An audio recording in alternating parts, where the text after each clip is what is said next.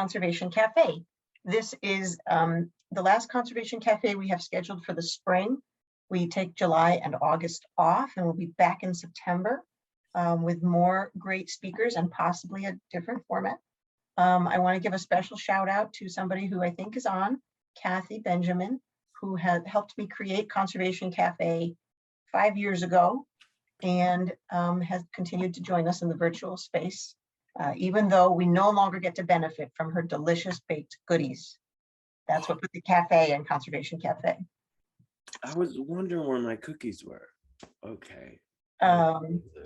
So we're here with Tykee, and I'm so excited to have him. We have been like circling one another and getting to know each other a little bit for the past couple of years. Tykee has spoken at Taking Nature Black. We were thrilled to feature him in our Belonging photo project.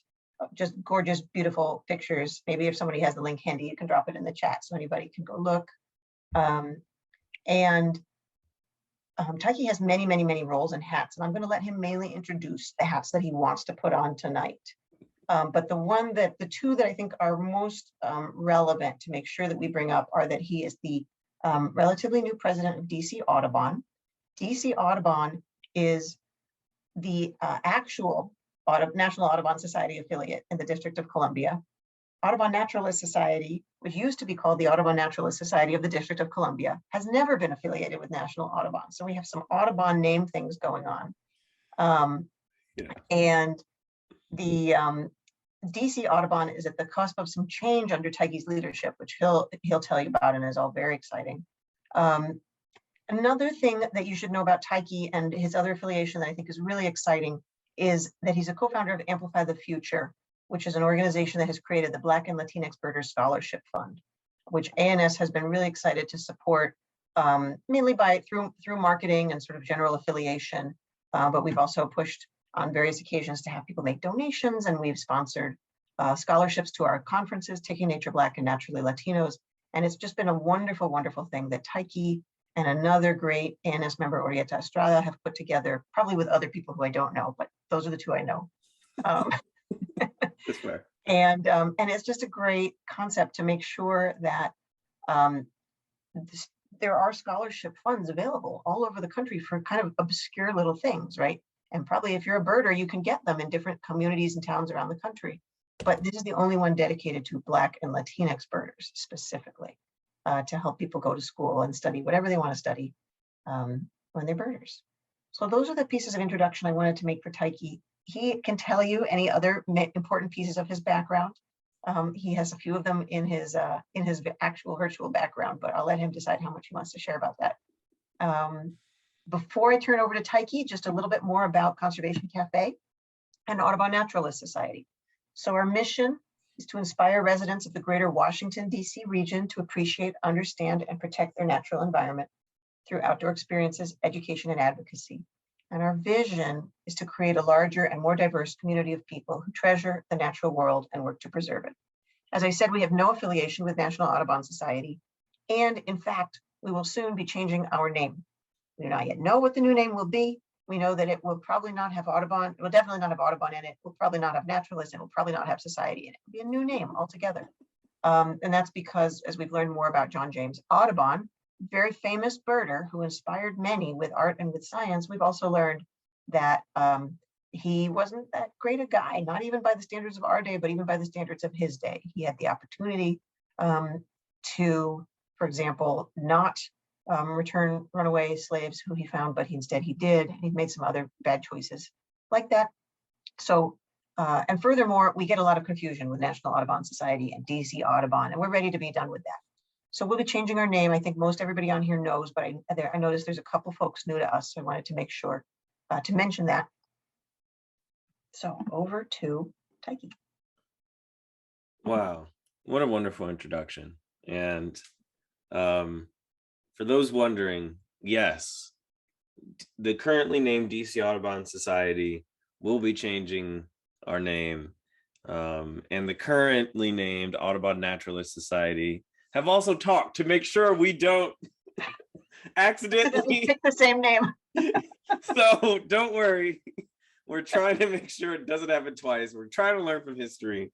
And just as Eliza said, you know, the DC part is, you know, District of Columbia. Columbia's Columbus. Okay, well, okay, Washington, George Washington. Oh, wow. Okay, same. Okay, right. So there's definitely a lot of things to avoid if we're trying to avoid honorifics. Just on honorifics in general, if we're trying to avoid that, there's some landmines there.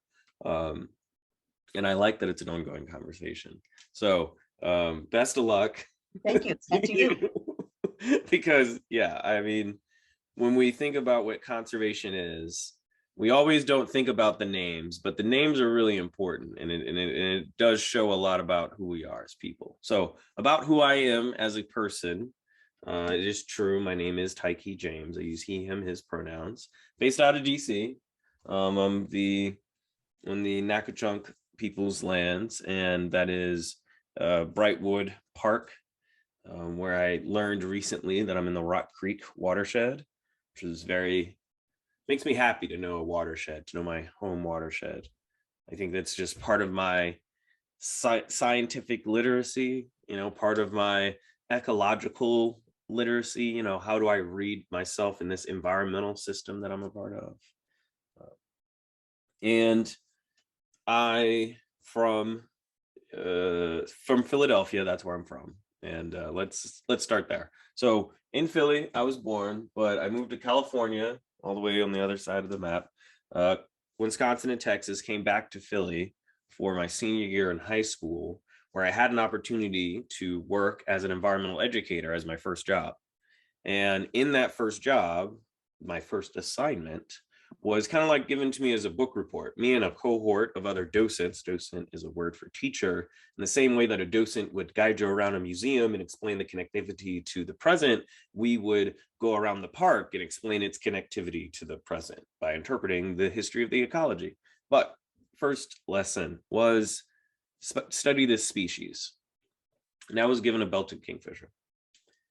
And I looked it up in the Sibley guide. I looked it up in the Audubon guide. I looked it up in the Peterson guide. I Googled it, looked it up everywhere that I could, so that I knew something about this bird, so that when I came to work the next week, I would have something to say about said bird. And here I am coming to work. And before I actually go into the environmental center, I see down the creek the bird I've been studying. The thing that was on paper was now in the flesh, or in the feather, I suppose. Well, birds have flesh, but you know what I mean. And I paused, because that was the first time I was ever present for something that like I studied for. Like, yeah, I've taken tests. I studied for those. I wasn't necessarily great at them, but I was relatively present. I had a pretty good attendance record as well. But being present for this bird was something unlike I've ever felt before. So I see the belted kingfisher, and it was a female. And I, you know, it has the belt. I saw it do its call, jump off a cattail and cross the creek. And I was like, wow, that's literally what it said in the book. And that kind of sparked my interest into this whole birding thing. Even though when I got out of high school and started going to college, my major was math, computer science, and teaching.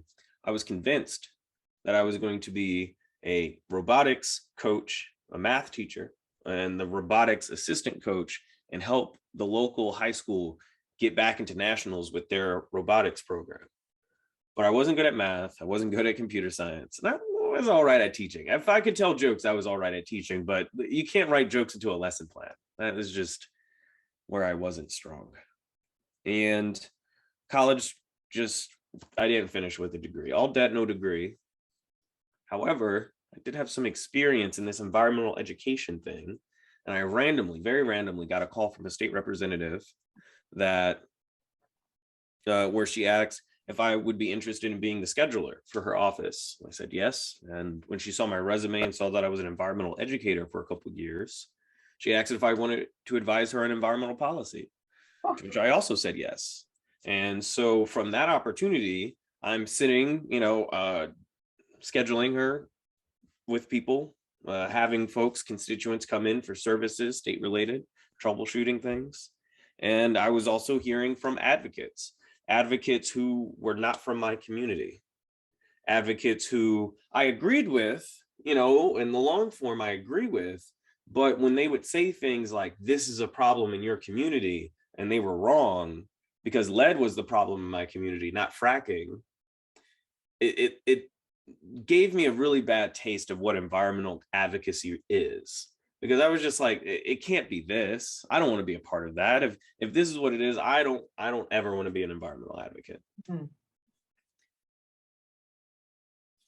And working in the state representative's office, I learned a lot. I learned that, you know, any movement and any policy change requires, like, its value is based on making meaningful differences in people's lives, not necessarily, not actually anything else. If it makes a meaningful difference in someone's life, then that's the value that you can gain from that. You can learn from that.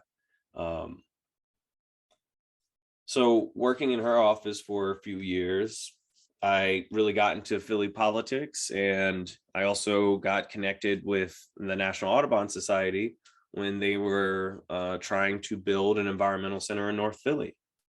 And I got to play kind of a two-hat role where I was a community member and working in the state representative's office and working for, at the time, Audubon, Pennsylvania, a state office, to help bring all these pieces together. And I learned a lot from that. And having my interaction with the National Audubon Society, they got interested and then offered me a job in DC, where I am now, and I have been for the last 3 years, as government affairs coordinator. And that is a longish title that basically says I'm a lobbyist. I lobby for the birds in my 9 to 5. And as you can see, we're outside of that 5 o'clock. And so none of what I'm saying is represented by them, just in case you wanted to know. You know, speaking of not being affiliated, and part of my special role at the National Audubon Society in my 9 to 5 is organizing bird walks with members of Congress and congressional staff. And from the work that I do today in those bird walks and the first bird walks I led in my own community with my neighbors, I learned that everybody has a story about birds. And it is just so valuable to make a space where people can tell those stories, whether it's the cardinal in your commute, the American robin that greets you in the garden, or that one bird you saw that one time that was like the shape of a cardinal, but it was like a little smaller, and maybe it was like a bluish gray. I don't know what it was, but I took this really fuzzy looking picture of it. It just looks like this. And it, you know, and then you try to help out. I came to my colleagues one day after a camping trip and I said, I saw the reddest bird I have ever seen. It was so red. It was red, red, red. And Stephanie Mason and Pam Oves, who are some of our best birders, and Stephanie's here tonight, said, scarlet tanager. Oh, let her have it a little bit, you know, like, give it some time, let it develop flavor. No, it was so exciting for me to know what it was. Oh, I was just like, I have never imagined such a red bird before. So anyway, that's my bird story. I'll take the opportunity to share. Wow, Yeah. a scarlet tanager. Yeah. So that's a bird. Now this came from a conversation I had with Karina Newsom. So I'm jumping around. The scarlet tanager, male. Everyone says that's the colorful one, right? Okay. The female actually has more colors. Think about that. The female has more colors than the male for the scarlet tanager. So just something to think about. Just something to think about when we're thinking about things like why birds are named birds, and is it helpful for them to be named that bird? Just fun fact there. Yeah. And also, oh man, I think I can't not show you. Okay, getting a prop. What's the prop? Oh, I can't believe I can't find it. Well, it's okay, because I think this other thing will suffice. But I, at every opportunity I have, find those earrings. You know, those earrings with the recycled, they're like recycled paper on the back and stuff, like recycled cereal boxes. Anybody know what I'm talking about? No. But Well, any opportunity, they're the Jabo studio. Okay. and they have these earrings, and I give them to my girlfriend. Like I always buy a whole bunch.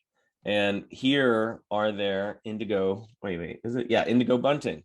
Oh, I wonder if we have those in our shop. We really should. Those Yeah, are beautiful. I got this at the biggest week in American birding. And importance, right? Like one's male, one's female. It's just like, some acknowledgement would be helpful, because people are gonna see this bird. They're gonna see this bird. And they're gonna like, oh my god, what is that? What? An indigo bunting? That's impossible. It's a bunting, sure, but indigo, come on. Blue. So, first prop of the day. Congratulations, you earned that. I thought I had a summer or a scarlet tanager, but That's okay. So you're talking about turns out it was a You're talking about how well the name matches what you think it does. right. And sometimes it's not there. Sometimes that name isn't there for you. But one of the things to think about in that birding sense of things, and I say birding, let me describe what that means. So my definition of birding, the birding definition that came from conversations and work in the Freedom Birders Project, which I will also explain, is this. Birding is sharing the appreciation for birds with no requirement to location, to ability, to equipment. Birding is sharing the appreciation for birds with someone else or yourself at any point, now or later, with no requirement to location, to ability, or equipment. Mm. And because everybody has a story about birds, I think there are a lot of birders out there. Unfortunately, there's also a lot of gatekeeping birders. There's not a lot of teachings that come from within the birding community about I don't want to say conduct, but about consciousness in the birding community. And the Freedom Birders Project came as an inspiration from Black Birders Week, which I will also define. And part of Black Birders Week included a panel discussion with Christian Cooper, the man who was accosted in Ramble Park in Central Park in New York City last Memorial Day 2020. Not last Memorial Day, Memorial Day in 2020. Right. And this also coincided with the news of how the lives of Ahmaud Arbery, Breonna Taylor, and George Floyd ended. And so much of the national conversation was about race, and specifically the Black experience, and specifically trauma. Now, I don't doubt that trauma is part of the experience, but the Black experience goes beyond trauma, and that it includes joy, pride, resistance, strength, and style. And that's exactly what Black Birders Week was organized around. And I was happy to be a part of that first cohort of organizers. We had a lot of fun. We made a little news. And most importantly, I think we made meaningful differences in people's lives. You made so many connections. I mean, as an observer, that's what was so obvious about it, was that people just came out of the woodwork to announce themselves and make friends. And I mean, it was so cool. I have never really watched sort of a hashtag create so much meaning and connection among real life people who I know have become friends, right? And right. And all sorts of things after that.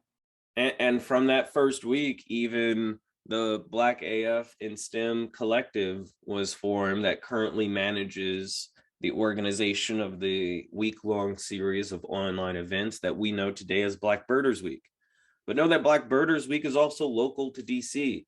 In fact, I have something special to announce for this very ready crowd. Okay. The fact that we are hosting a Birds and Brunch event on Saturday to help build connectivity in the Black and brown birding community of the DMV. I have a flyer. That flyer I will try to bring up as I talk, because I'm kind of proud of it. I'm not gonna lie. It's a pretty good flyer, and I'm gonna make sure it's shared with Eliza so that it can be emailed to the participants soon after. And Is it on DC Audubon's website? no. Okay. And it's not even on our newsletter yet. So this is truly a big announcement. Okay. Yeah, you are hearing it here first, people. You are hearing it here first. Oh yes, and Paula, thank you for that in the chat about the Christian Cooper now having his own TV show. Yeah. I look forward to seeing that. So excited. And yay him. Let's see, how do I make sure this looks like a image? You know what I'm saying? Because I just want to you might want to full screen it, or you can share an individual window. Share an individual window. I'm just gonna share my screen, and then however it looks is how it looks. And understand they will be sent to you. Boom. Wait. Now boom. It's coming. Yes, Yeah, we see it. Birding and brunch. Woohoo! Yes. So full itinerary available after you RSVP. Where do you RSVP? At the link in my bio on Instagram. Why is it on Instagram and not in the chat, Tykee? Well, I don't think if everyone here is Black and or brown, I would love to share this with you. But and honestly, I'm thinking about the safety of the group. That's part of the reason why the full itinerary isn't out publicly. And I happen to know we have at least 1 or 2 Blackbirders on tonight. Excellent. Let me go find that link. Knowing the audience here, I've got you. Yeah, I see Black AF and STEM is here. Nice to see them, or the organizers. Big thank you to the organizers this year, keeping the tradition alive. And one of the ways that I consider Blackbirders Week, as I consider it myself as a form of Kwanzaa, because Kwanzaa was made in about, I think, the 70s as a way to create traditions for the Black family in the United States, traditions that have been taken away from settler colonialism, from slavery, from Reconstruction, deconstruction, and present day, to create some of that connectivity, not just with the use of Swahili words, but with practices that, again, bring around the family, where Blackbirders Week has a series of online prompts. Those are similar. I see them as similar to the principles of Kwanzaa, the 7 different principles. So, making Blackbirders Week matter to me is also a part of connecting with my own heritage. And I'm glad that it goes on and existing until today. Oh, and thank you for beating me to the punch for the my job link. Way to go there. I don't even know where. I'd love to hear a little bit more about Blackbirders Week and what. I don't think you need to say too much about why it's important that Black people specifically feel safe when birding. I think that starting from Christian Cooper's experience, is exactly where it's at. Although please feel free to share. But also, what is it about being a Black birder that's particularly cool? What is it about birding while Black, for example, that's different from birding while white? And what's the same? What are some of the experiences that people have, both in the humans that they encounter and with the birds that they encounter, that that people get to reflect on in the space of Blackbirders Week that maybe they don't get to if they're with a group of non-Black birders? That is such a great question that would almost require omniscience for me to answer. Because today and yesterday and hopefully into tomorrow, I am limited to my own perspective. And being humble in that perspective, I can definitely speak to patterns that I see, as well as things that have conditioned me, right? A lot of things have conditioned what I think about things. How I define Black is conditioned. How I define white is also conditioned. And for you, it is as well. And for everybody listening, where you are, we've all been conditioned by society to define things in ways that we do. we, meaning you, do. Mhm. When you look at yourself and you define something that is in part, yes, you doing it by your own volition, but know that society has had a hand in that mix. Right. And knowing, when I say society, I don't want to use that as a euphemism for things. I mean Eurocentric beliefs. Mhm. So let's talk about one Eurocentric belief: conservation, right? So conservation is on principle derived from the idea that land only has value if it can be exploited for money. And you want to conserve some of that. Like you're saying, we need the exploitation because this is what we're conserving from. Conserving. And so that's like, we need a balance, conservation and exploitation. No. And know that land having value, land being a property, also comes from, at least, where it has happened a lot here, comes from Eurocentric beliefs that go back to feudalism. Back when the good Lord told me, I am so godly that I own this land and all the gold. Right. And you will serf them. You will serf them up, surf and turf. And you probably didn't like that, but I did, because look at how this is what you should aspire to be. Now go on to the institutions of belief and listen, because if you are godly too, then one day you will have this, even though you are meek, give in and be okay with my richness, be okay with this imbalance of wealth, because it means something bigger than all of this. Mm. And obviously people took issue with that, and got the Protestants, and you got different wars happening, of course, laissez-faire, yada, yada, yada. I don't mean a yada, yada. I just don't know European history that much. But I do know that when you're coming across to the New World, you're looking for, yes, I want to escape prosecution for my religious beliefs, sure. But I also carry with me this belief that the only people that own land are godly men, Christian men, other Christian men like me who's white. So I only see that land can be owned by other Christian believing white men. And so when I go to this new world, none of this is land, none of this is owned, none of this is no, like that's just not where I'm starting from. Right. And so now land has value because it isn't exploited yet. I can build a home on this, I can mill, I can build a steamboat, I can get gold. Now land is getting all this value. People are, of course, fighting for it. People have been fighting for land before, not to say that it's, new here, but when it was new here, it was part of this definition of what we know today as capitalism.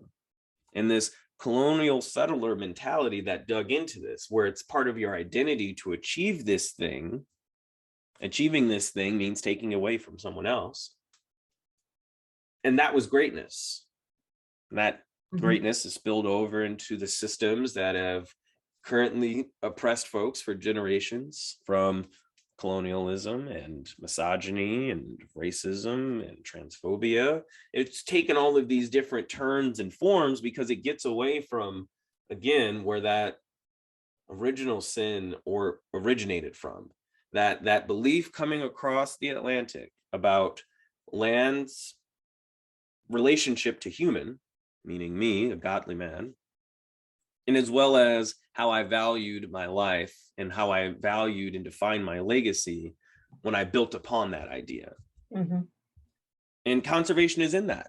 Conservation is in that because, yes, there were folks who were like, let's save the Sierra Mountains and go forth and yes, keep it wilderness, but really just for other people like me. Right. I want to protect this stuff, but also just this stuff over here. That stuff, that's cool because that's making me money, but I just really want to protect this stuff over here for me and my family and my family's friends. And actually everyone else can get away from it. Actually, now that I think about it, I don't want anyone else around here because I know how to protect this best. And it's through my own personal interests that I can influence policy, I can influence advocacy, I can influence all of your favorite environmental organizations to say, They're the bad guys, not me. Who's me? Me is the rich person, the really rich person. Probably white, probably old, probably a dude, probably the similar origin story of that thought of how land's relationships to humans is defined.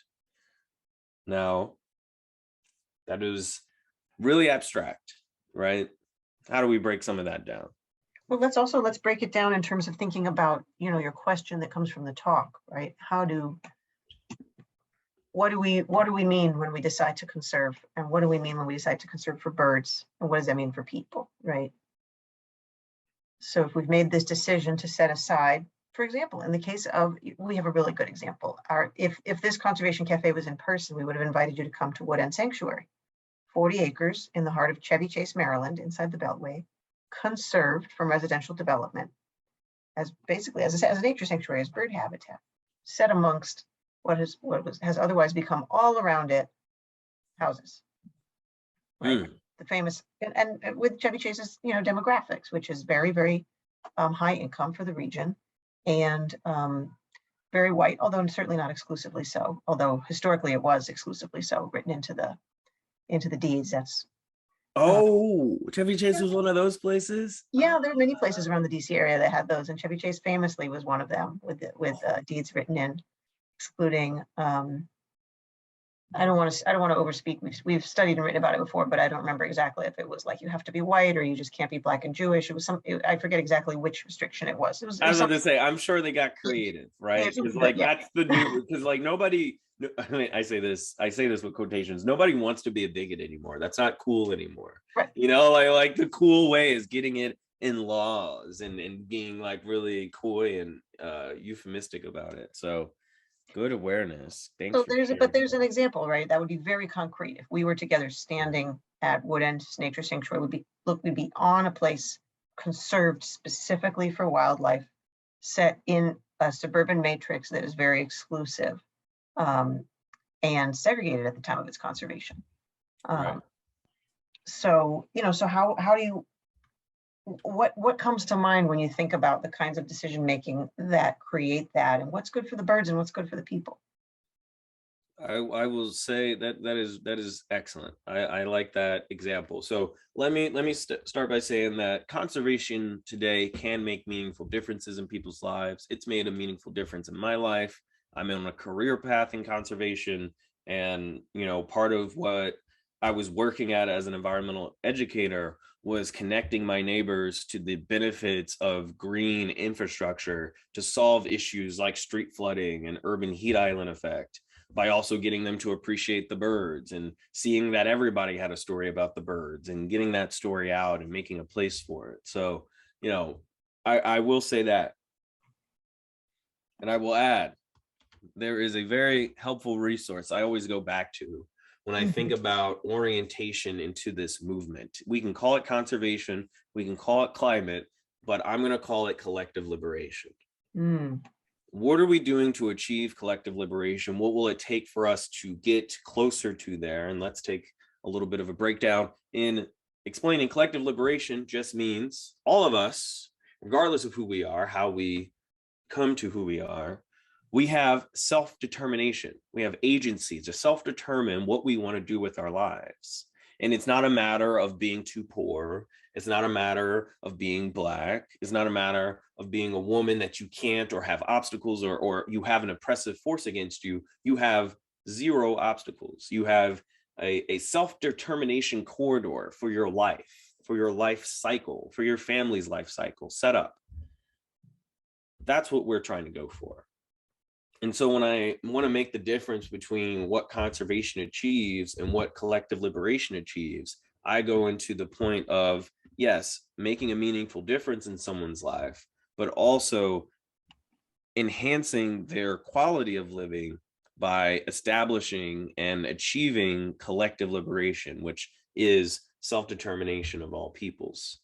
Now, I put into the chat the principles of environmental justice, where some of this, a lot of what I'm saying is shared. And I think particularly it is the principle 5, that environmental justice affirms the fundamental right to political, economic, cultural, and environmental self-determination of all peoples.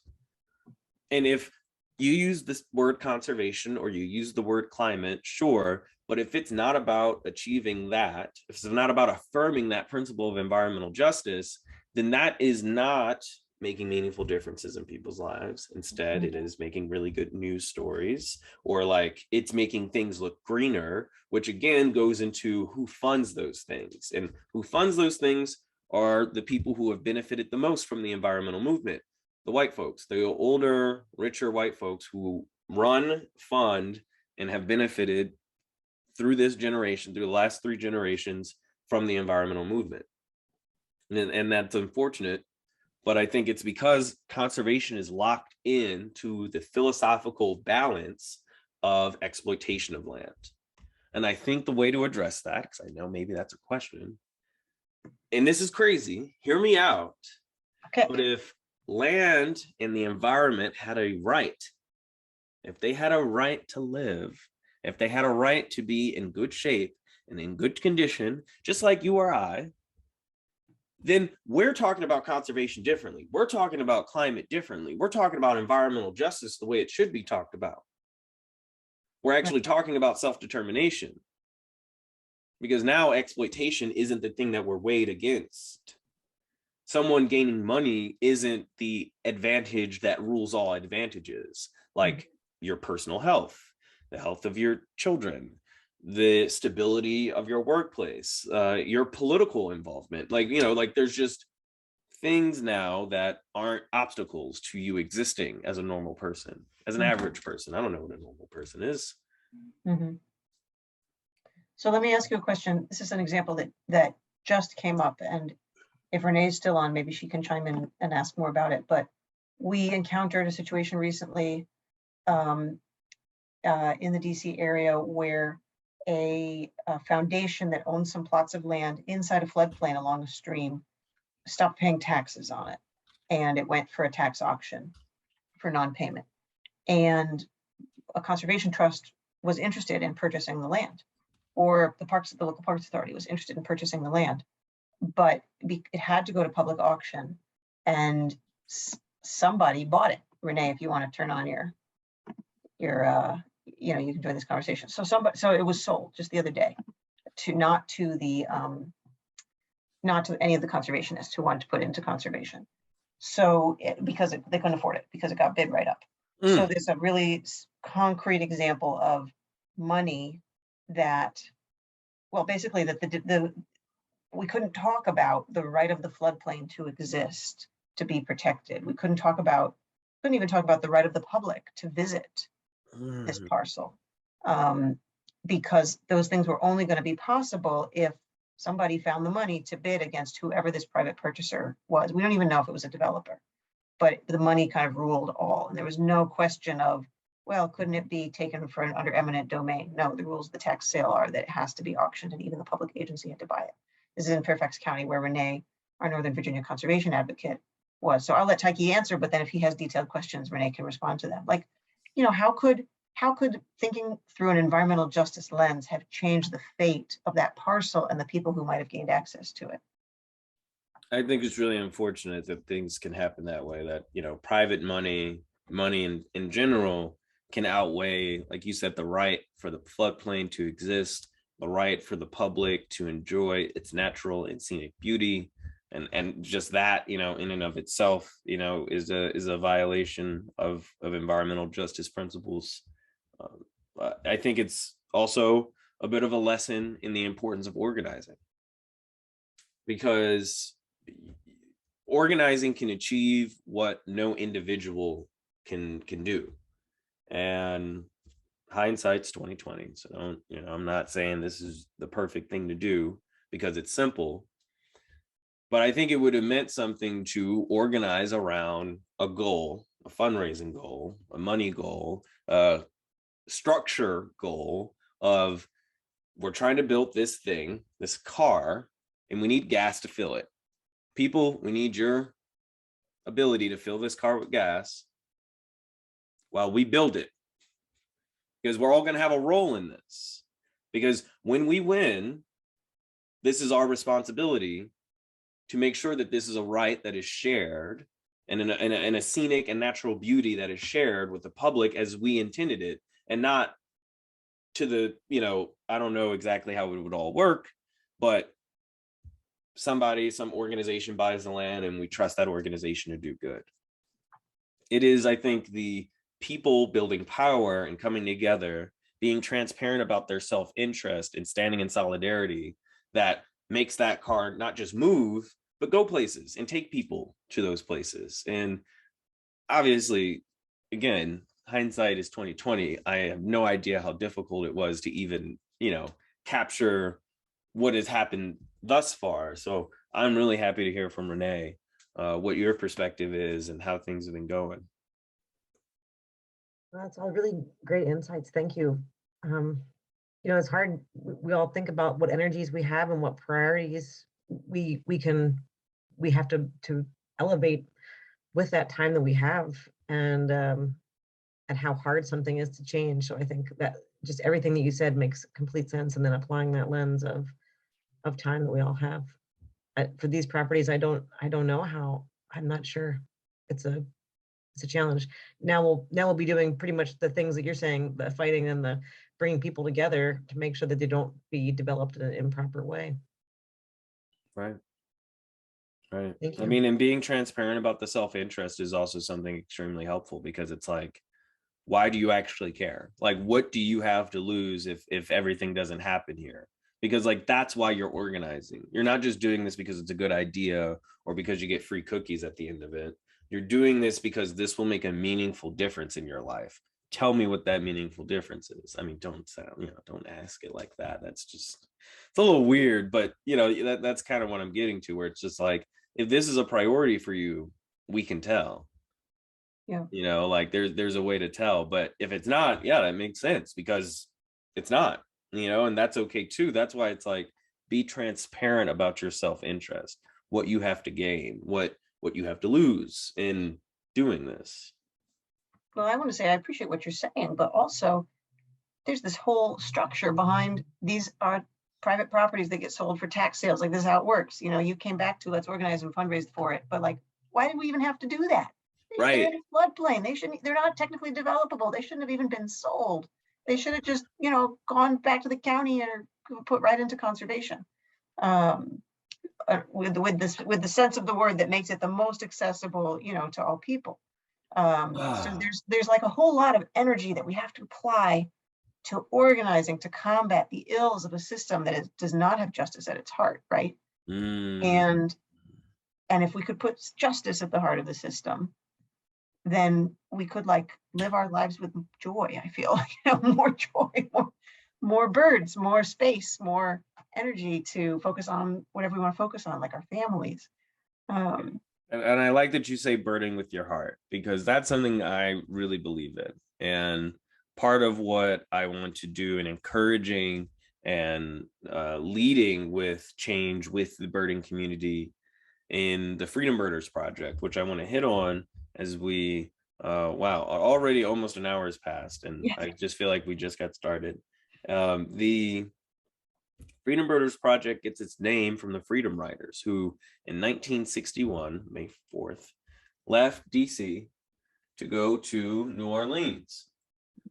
Now, they made some stops along the way and learned a lot of lessons. And we're inspired by a lot of those lessons. Unfortunately, they stopped outside of Anniston, Alabama.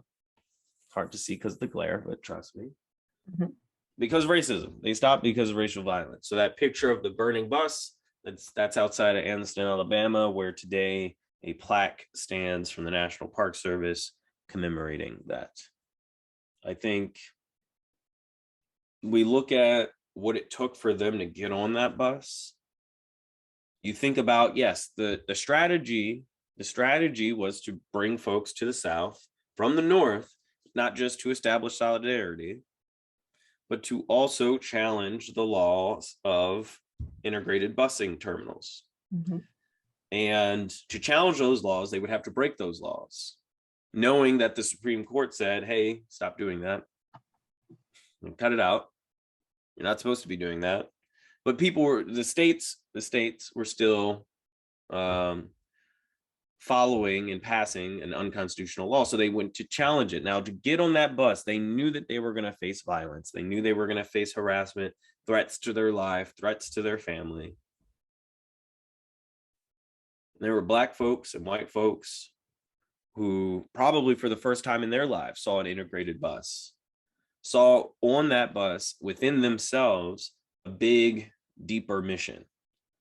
Not that any individual on that bus would be in the courtroom to challenge the law, would be a member of Congress to write a new law, but knowing that they had a role in changing the system, not just the law.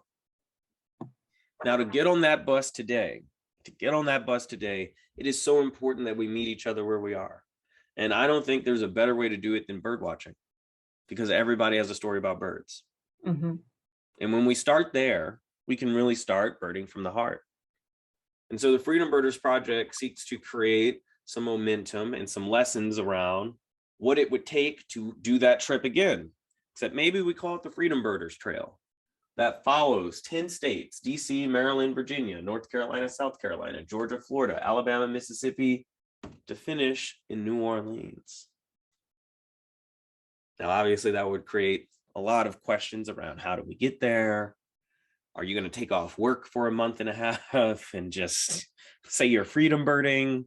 Does freedom birding pay the bills? That's up to you. You can donate to Amplify the Future to help answer that question. But in the meantime, we have resources that we put together. You know how people can just give you a document that has a bunch of resources. On our website, we have this thing called the Freedom Birdhouse, which is we'd like to describe it as a self-guided virtual exploration of these resources of civil rights education, racial justice, bird education, history, and it puts it all together to help you think about what it means to bird, B-I-R-D, what it means to be beginner-minded, what it means to be inclusive and intersectional, what it means to be recognizing and reflective, and the importance of being deliberate, B-I-R-D. And so the Freedom Birders isn't just here to build philosophy, but we're trying to build that consciousness into birding. We're trying to make sure people know that there are ways to think about birds in a way that connects you to freedom and liberation. Because remember, collective liberation is what this is all about, at least for me. And I hope you agree. That collective liberation is what this is all about.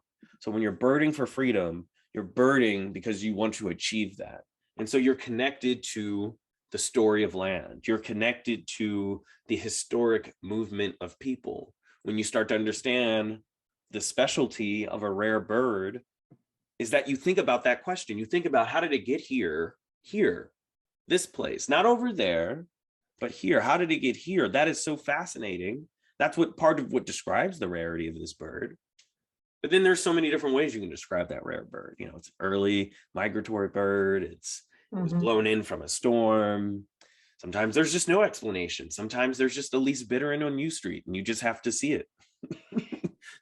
and that's that on that. But there's just something special when you bird for freedom, when you're freedom birding. What were you going to say? I was just thinking about the snowy owl at Union Station. The snowy owl at Union Station, you know, probably missed its train and then was upset, you know, like, I've missed a train before. It was the last train of the night. And I'll tell you what, it was a long night. Yes. So, it was a long night. I wonder if I can, I love I hadn't heard about the Freedom Birding Project before. I don't know why, because I feel like I have a pretty good sense of the projects you're working on, but I guess I don't have as good a sense as I thought. It's okay. So really I try to put it all in the link tree, but you know, it's only so much. It's really beautiful to hear about, and I love the idea. You know, one of the things I was trying to get at this earlier when I asked you my question, but I do actually wonder, I would love it if you would share a little bit with our audience, experiences that you've had or that you're aware of, like why solidarity is important. When I read the Black Birders Week hashtag on Twitter, or even some of the Black AF and STEM other hashtags, one of the things that Black birders or Black naturalists talk about is fear of being in a rural or a wild environment by themselves. Christian Cooper specifically was not in a particularly wild environment, and he wasn't but he was sort of by himself. It was very early in the morning. He had the cops called on him. And Ahmaud Arbery was running in a rural area, a wooded area, and was chased down. And I don't want to, return to these senses of violence, but I do think that there's part of, to me, what strikes me when you talk about the Freedom Birding Project is that it's also about this huge sense of solidarity. Like it's freeing to bird if you feel free doing it. And so how do you feel really free doing it? How do you feel really safe doing it? I wonder if you can talk about that a little bit. You don't need to share vulnerable experiences of your own, but like, what have you heard from other people? What is it like if our audience is mostly perhaps non-Black birders? What should they know about to be aware of if they're birding with someone who's Black? What are the experiences that differ from theirs? Again, great question. I can't answer it for everyone. You're not on mission. Yeah. What have you heard, and if you'd like to share anything you've experienced? Mm-hmm. So, from my experience, I would say I hadn't had any bad experience really. That's because I have a sense of humor, and because I have a sense of humor, typically somebody else is more upset than I am. So I don't necessarily have a bad time. I just have a really good joke. And maybe I'm the only one that thinks it's a good joke, but let me say a couple things. I am 6 foot tall. I have a pretty loud voice, and I'm a Black guy. There are certain problems that are not going to come my way because of that. There are certain problems that will come my way because of that. How I navigate it is up to me. But it's unfortunate that society has it set up that I am to fail in any occasion, but I'm only lucky to get out of it with my life. I'm only lucky to not be considered a hashtag at the end of the day. I'm only lucky that the police was just called on me. So there's an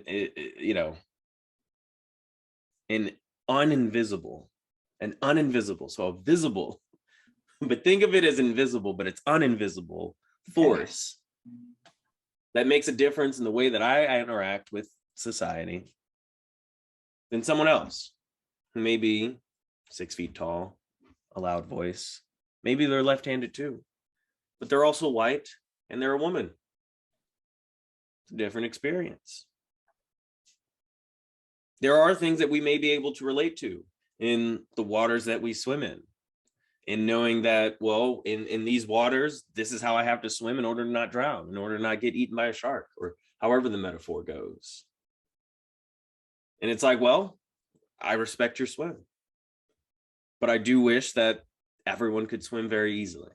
Yeah. And I have a role in achieving that. I have a role in that idea of, well, if this person was liberated, if we were liberated peoples, we wouldn't have to worry about the waters we swim in, because they would just be a safe place for us. They would just be a space for us. Now, one thing I would like to say to the gentlemen out there, the other cis boys, cis meaning you were the sex that you were assigned to when you were born is also the gender that you identify with, and the gender that you identify with is the same and it has not changed, and you are not transgender or non-binary. That's what that means. Okay. I think about the lessons that I've learned as a dancer when I think about what it means to create safety in some way, or to not be dangerous. Because when you're dancing with someone, you're doing something intimate in the same way that you could be outside birding, and that in a way, you're expressing some vulnerability. You're not looking where you're walking. You're not walking, you're looking. You're looking up, you're looking around, you're looking at birds. You're making it okay to be vulnerable. And I'm dancing with someone. We're dancing, we're doing moves. I want to make it okay for them, okay for me to be vulnerable, so that we can have all of this kind of fun. Because if you're not vulnerable and you're defensive instead, it's a very different experience. Yeah. You're not really dancing if you're defensive. And I have a role of making sure I'm doing things that I can be read, that I can also read, how to enable these ideas of safety. Now, I can't control everything. I can't pick the music. I can't control the people that are dancing next to us. I can't control what I'm doing and how I try to interact with this person while we try to share this dance. In the same way that you're out there trying to share that dancing warbler, hurting your neck. When are they going to make the airplane pillows for birders? Come Yeah. on, Shark Tank. Either way,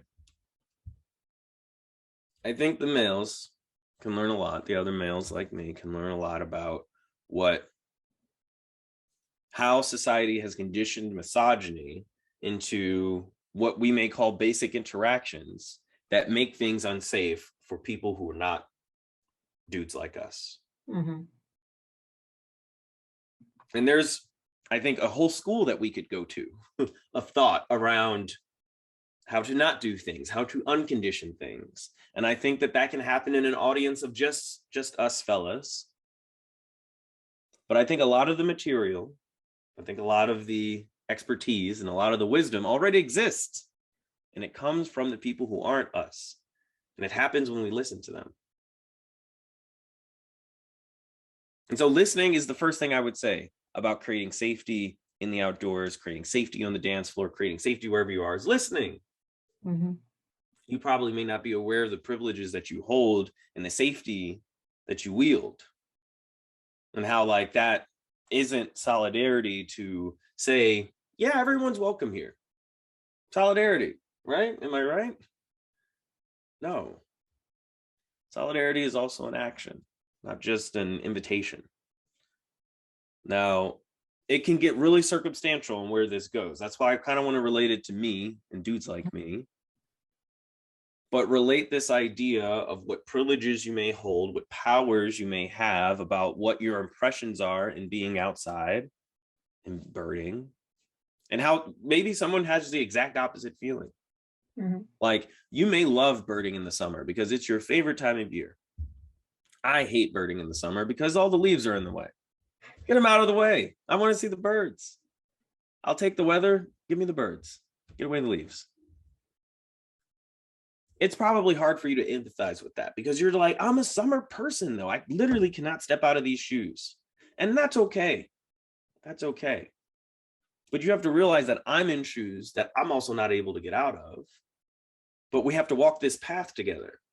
We don't want to run into each other. We don't want to collide, but we can provide each other each an orientation of the shoes that we're in. And that can happen when we listen. And listening across marginalized groups, listening within marginalized groups, listening within how you identify similar or different than other people is that start. Listening, and a lot of it's out there, and so I may not have all of the answers, but my first part of answering the question of white folks to Black folks in safety in the outdoors is listening. Yeah, because you probably were already told. That's also why I say listen. There's a chance that the answer was provided before my remarks. yes, or the experience with somebody who is new to your group. Right. Now, there are things that like I do personally that I think help when I'm thinking about myself as a leader that's a birder. Then I lead bird walks, and there are people that are there for the first time that not only want to feel safe, but they want to feel dignified. They want to feel like this is a space for them. They want to feel like their authentic self can be represented and be welcomed in that experience. And so there are like smaller things, not smaller, but more contextualized things that I can think of, like a long list of, like saying people's names, you know, saying them right. Even when you say it wrong, fix it. Yeah, like just, it's okay. I mean, it may not be okay from that person, but like, don't fall into doom because you did something wrong. You know, like you're not like punishing yourself isn't helping anyone. It Right. never has. It just never has. So that's something small. Like I make sure I say people's names. And I want to say small. I want to say contextualized. Yeah. Or on the context of a bird walk. I check in with people. How you feeling? How'd you hear about the walk? I don't think it's important for me to do all the talking. Hey, what did you see? Hey, everyone, Julia saw something. Julia, tell the good people. Then Julia says something. Well, thank you, Julia. What else do we see? And, then we just start. Mm-hmm.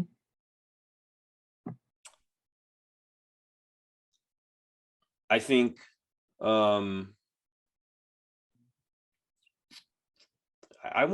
think I probably want to do a whole list of things. And with my DC Audubon Society president hat on, do I have my name tag? Yeah, actually I do. Got my name tag. Very nice. Yeah. Yes, indeed. They don't have one that says Mr. President yet. We'll work on that. It's an opportunity when you change your name to do a new name tag design. That's really what it's about. We want to change the name tag. If we change the name tag, that's the progress we're seeking to make. The thing I wanted to hit on is, being the president of a birding organization means a lot of birding.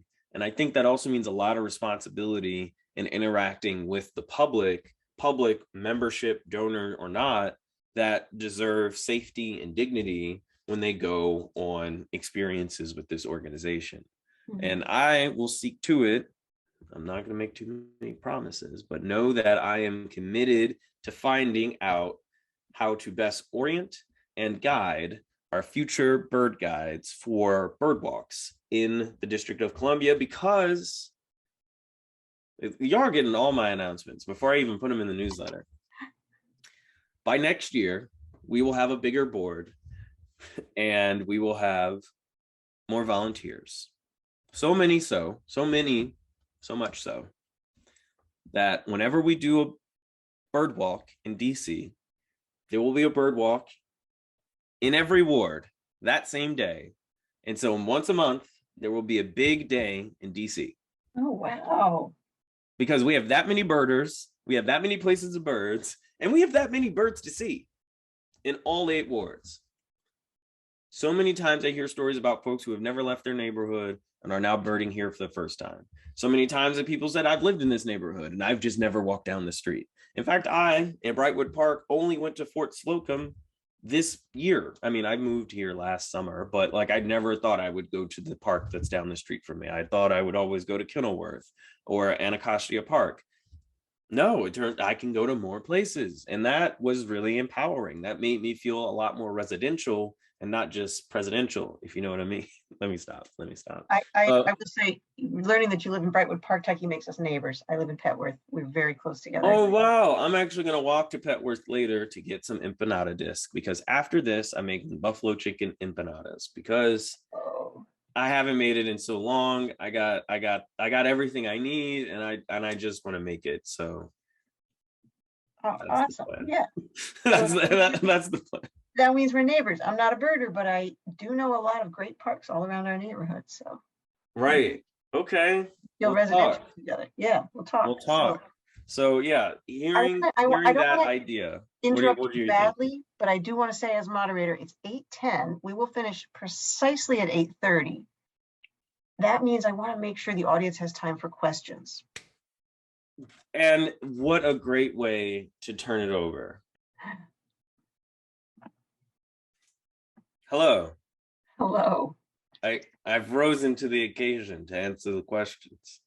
Or I have risen. I don't know. The questions that have come in have to do with whether you can share best urban birding spots in the DMV, in the city or in the suburbs. And there's a couple of suggestions. There's one suggestion so far in the chat, which is the Rock Creek Park Maintenance Yard near the Nature Center and the Horse Barn.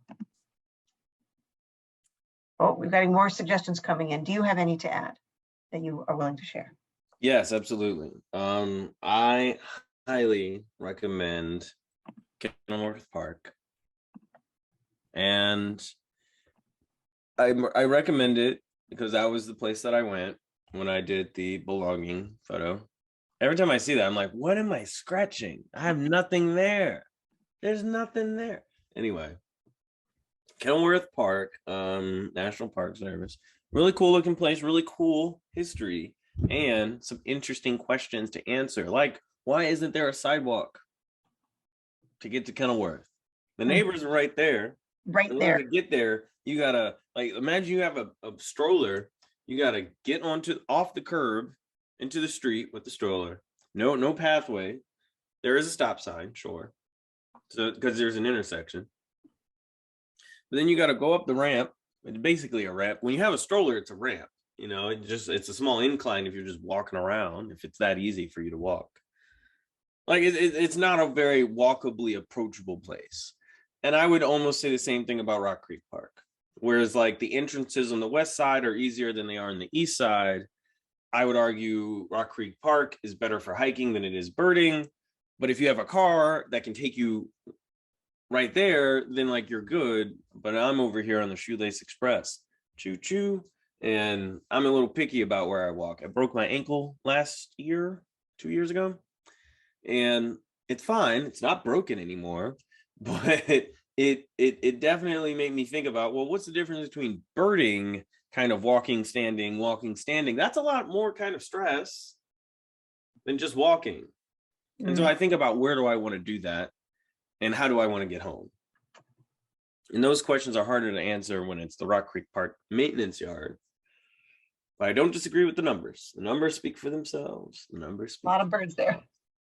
A lot of birds there. Just sharing my personal opinion.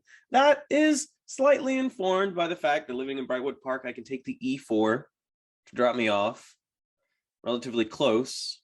And there's a crosswalk that can take me up a paved road, inclined, but paved road, that can take me straight to the nature center pretty easily.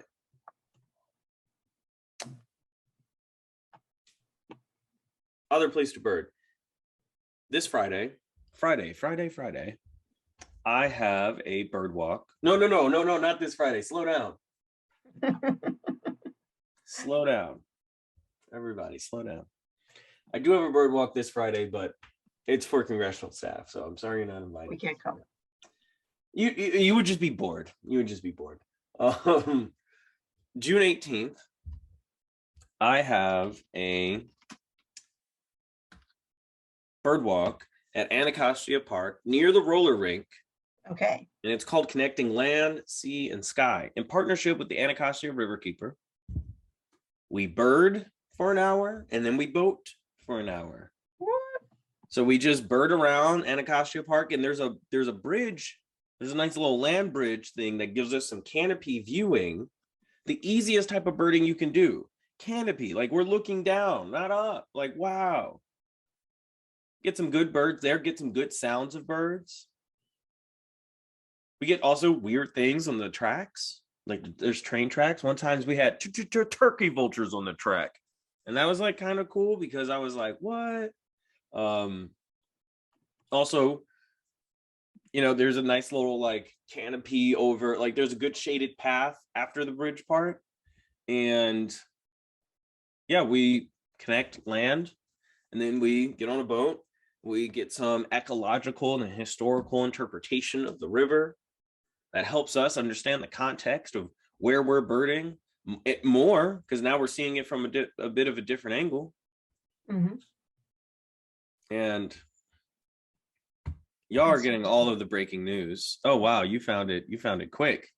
Wow, I looked in the email for it and you beat me to it. That's on the website. Come on, if you're not here to hear me speak, let's just give it up for Eliza's quick. Like you got the quick figuring it outness. That we appreciate that. So yeah, now I will say this. One of the things that it's kind of hard to beat. I don't know how to address this obstacle yet. It's early. It's early in the morning. It's really early in the morning because we want to beat the heat. Yeah.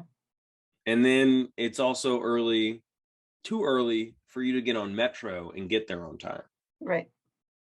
So I ride a bike from Brightwood Park to Anacostia Park because they have the city bike share. Big fan of those. Oh, cool. But I know that's not always available or easy. I mean, I'm carrying like 15 binoculars when I do it. So like, not always recommended. So if there's a way I can make that event better, I'm definitely looking into different times a day, seeing if we can do perhaps an evening, because I just don't think it's worth asking anybody to go out in the heat of the day. So, there, outside of compromising on that kind of time, it's like, can we change policy to make Metro 24 hours a day? What? Yeah, that's a big story there. Yeah, I mean, again, collective liberation means we should be able to take transit whenever we want. No, we'll figure all that out.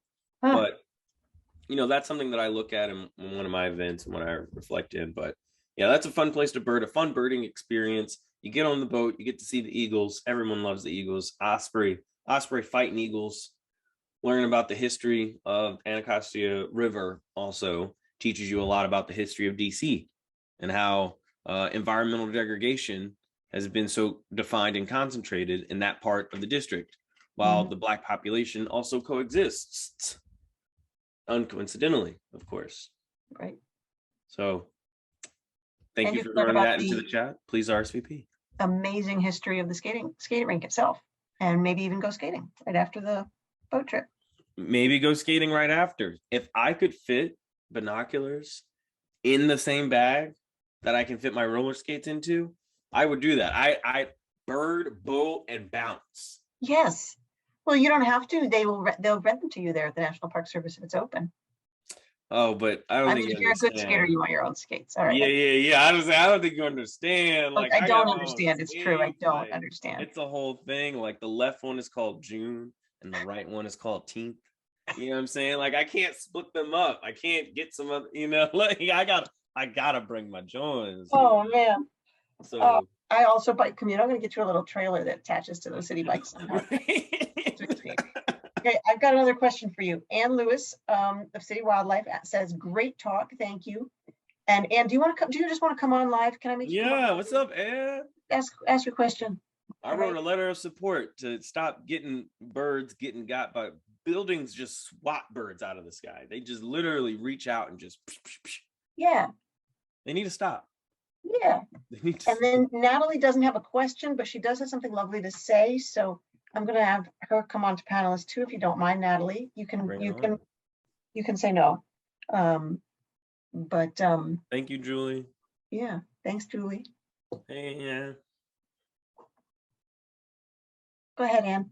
Oh, so Tykee, this was a wonderful talk, very enlightening, and just bust through all kinds of thought conventions. We come from city wildlife, so we look at the animal as a kind of what you might call a valid individual, and your whole business of private ownership and of land and the evils that's created really rings true. I mean, it's so true. And it leads me to thinking that a lot of people have argued about rights of nature, and they've argued that since corporations have legal rights, perhaps rivers should have legal rights. That's actually been discussed. And I'm just curious, as a birder looking at the bird as an individual, what rights should birds have, if any? Do they have a right to travel in all lands? Do they have a right to individualism? I mean, it's kind of a deep topic, but I'm curious about it. I love that question. And that might even be the title of a book that I don't write, but want to one day. The Rights of Birds.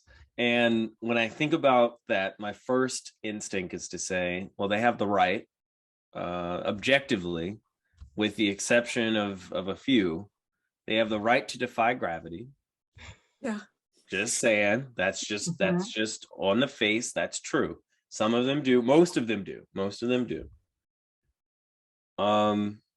How we define wildlife, how we define birds, plants, we call them natural resources. Natural resources is quite a euphemistic term itself, because that is saying this is a resource of benefit, a natural benefit to us to use, to some way exploit. Now, birding is a little special because you don't have to do anything to the bird to extract a natural resource from it, not necessarily. And I like your term of a valid individual.